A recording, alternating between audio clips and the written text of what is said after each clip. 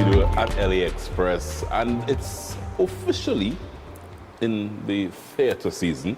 So over the next few weeks here at a Cup of Joe, we're going to have some of our local actors dropping by. And I have one of the finest here with me this morning, a lady that I've looked at from a distance. She is the only daughter of the late, great Andre Tanka. Ladies and gentlemen, the very talented Zoe Marie Tanka is with us this morning. Wow. How are you? I'm good, thanks. Thank you for that introduction. It's great to be here. So good to have you.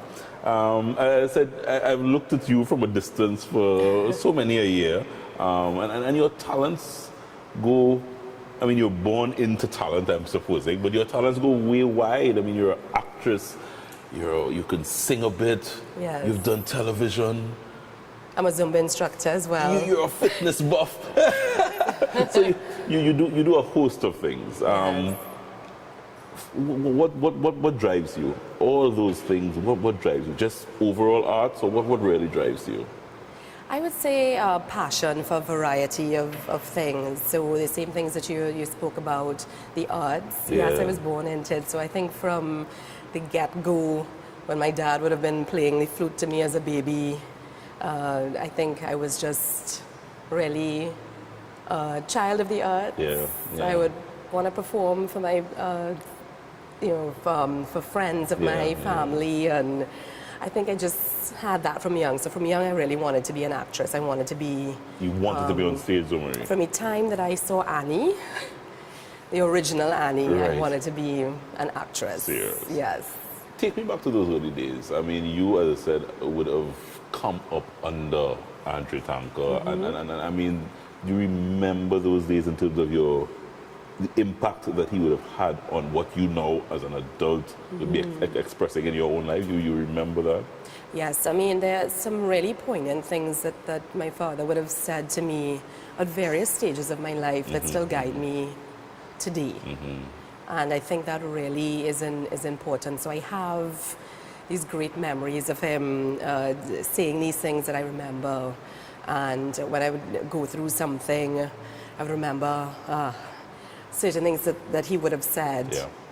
Going through difficulty, and fight it with love. Yeah. Don't let anybody break your spirit. That was the saying of his, fight it with love. Thing that he said, fight it with love. Wow, yeah. And just his overall sense of humor. And I remember actually talking about the arts. I remember I did an ad when I was in secondary school, and I actually got in trouble for doing the ad. Right. Even though, permission would have been sought out from the school in advance. You know how these things go, and I never really was in trouble before. You were a good girl? I was a pretty good girl, mostly. Didn't give daddy trouble at all? No, I didn't. No? So I had to sort of go through this process, and I had to apologize to the school, and you know how it goes, going to convent. I went to Providence, and, but it was a great experience, sort of really having him guide me through the process, and I think I was the better for it. Yeah.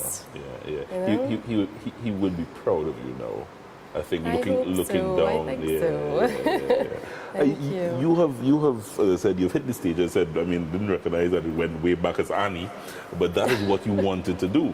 That's what I wanted to do. And you have been on a number of local productions, including Westwood Park. And for those of folks who would be old enough to know Westwood Park, Westwood Park, anybody I spoke to who had some sort of connection, whether on stage or off the stage, Westwood Park was a very special production here in Trinidad and Tobago. It was. I think from the perspective of local, so it was our local soap opera. Yeah. And I think audiences, they just thoroughly enjoyed it. They would call you by your character name. You're walking down the street, hey! That's when you know it's hitting. That's when you know that they entered. Yeah. I was in season 4. Yeah. And I played she was a character, September Jones. And I think what Danielle did was give actors and technical people and artists and people in the creative industry, wardrobe people, costume designers, an opportunity to work in the local industry, because you would find that mostly people would have to have their day jobs, and that's still so, which is okay, but I think it really was a development or a jump in the right direction. I think so. I mean, Zomer, you have been involved in the arts and looking after Westwood Park. I mean, we've seen some local film production happening. That's missing. I mean, I thought like after Westwood Park we would have seen Yes. Eastwood something. I mean, or there would have been more local. I mean, Daniel did The Reef, and then, you know, well, really there hasn't been a soap opera. Actually, you know, Government Information Services Limited, where I work during the day. So you're still there? I'm still there. I've been there for 9 years as a producer-presenter. Right. And I thoroughly enjoy that because it's also a great opportunity to sort of work in the creative industry by day. Right. And you know, do other things that I like writing scripts at night. And sometimes at night. Yeah, sometimes at night. Yeah, you know, writing scripts and presenting, and you know, it is fun. And a series was done actually called The Mims, and Danielle also worked on that. And that was an interesting way to sort of combine government goods and services with you know, as a soap opera. As a soap opera. So that was done a few years ago as well, but and well received by audiences. But there really hasn't been something of late, apart from, of course, there's the local film festival, and there have been some great local films done, but sort of few and far between. So we're really still trying to develop that as an industry. So your newest little gig is Hotel 21. I haven't seen it yet. Yes. But Hotel 21, you're on the stage. Give us a little sneak peek as to what the play is all about. Without saying too much. Without saying too much, because we want you to go and see it. But what it's all about? Well, Hotel 21 is a hilarious comedy. I mean, just an out-and-out comedy, almost farcical, that Hotel 21 is an interesting and colorful establishment with some great characters.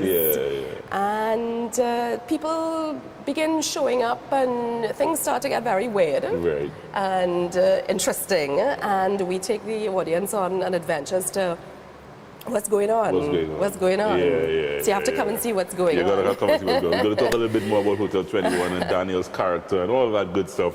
But Zomarie is here to jump in the kitchen with me. Do you cook? Sometimes. You do? You have time? Yes. Sometimes. Yeah. Actually, I'm a mom, so I'm very busy. My children are 19 and 13, and my 19-year-old wants to go. He actually says he wants to be a chef. Right. Okay. It went from law to chef, which is interesting.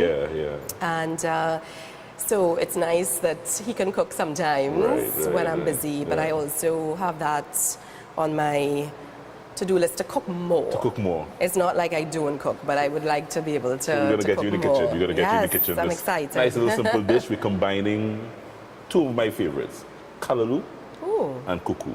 Okay. Combined. That sounds very interesting. All right. Zomarie Tanka, ladies and gentlemen, joining us this morning. We're sharing a cup with her, and we're going to pull her in the kitchen next to roll out a recipe. Don't move. We're going to be right back right after this. With us, we're rolling out a recipe right after this.